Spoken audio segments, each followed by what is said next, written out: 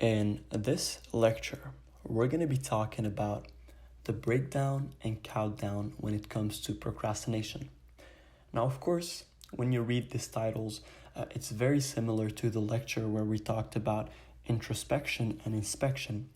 When you read the titles, it's not going to really make sense. You're not going to understand what's going on, but you're going to understand in a minute.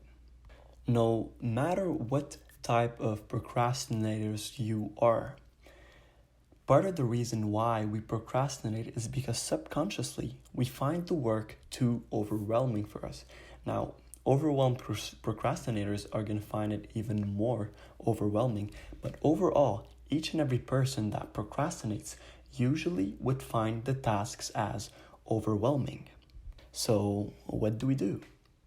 The first step is the breakdown. Break it down into little parts, little pieces, then focus on one part at a time.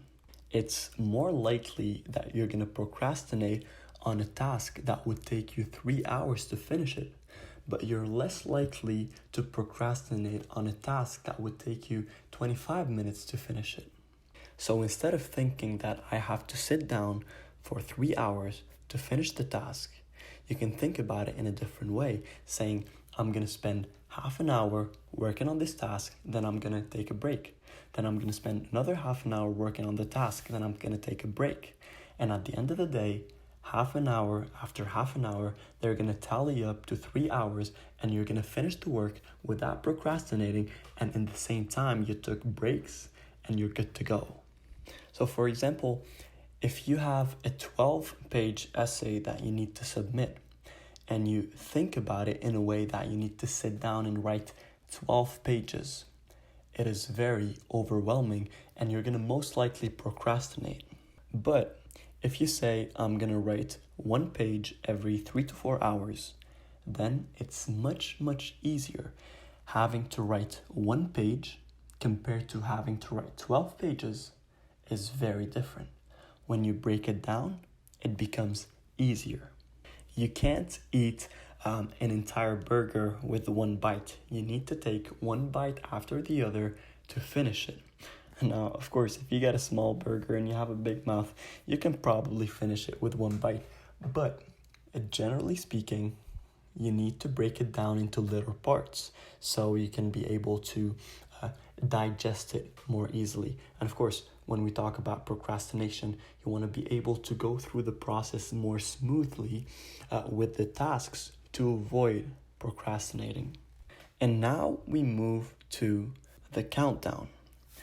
Break down your project, then create an overall timeline with specific deadlines for each small task. This way, you know you have to finish each task by a certain date.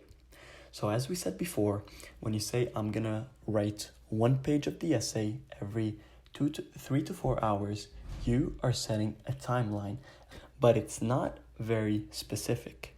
But when you say I'm going to write 1 page from 8 to 10, and then I'm going to write another page from 12 to 2, and then I'm going to write a third page from 4 to 6, then you are putting a timeline. You know when you're going to start, you know by when you need to finish it, and you know when you're going to start the next task and when you're going to finish the next task, right? This is a detailed overall timeline with specific deadlines for each and every small task.